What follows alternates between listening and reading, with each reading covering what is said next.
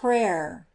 O my soul, behold the beautiful hope of salvation, and of life eternal, which the Lord has granted thee, by giving thee, in his mercy, confidence in the protection of his mother, when thou hast by thy sins so often merited his displeasure and the pains of hell. Give thanks, then, to God, and to thy protectress, Mary, who hath deigned to shelter thee beneath her mantle, as already thou certainly knowest, by the many graces that thou hast received through her. Yes, I thank thee, O my loving mother, for the good thou hast done me, a miserable sinner, deserving of hell. From how many dangers hast thou delivered me, O my queen! How much light and how many mercies hast thou obtained for me, from God, by thy intercession!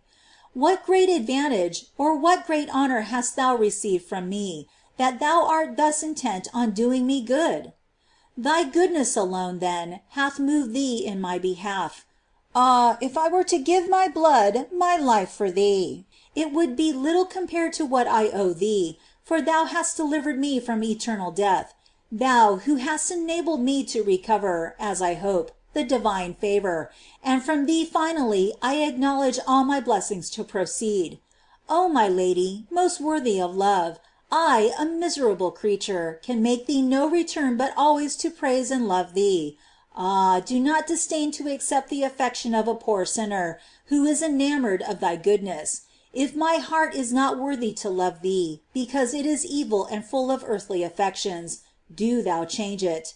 Ah, unite me to my God, and unite me so that I can never be separated from his love.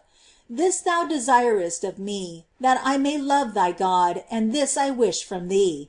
Obtain for me that I may love him, and love him always, and I ask for nothing more.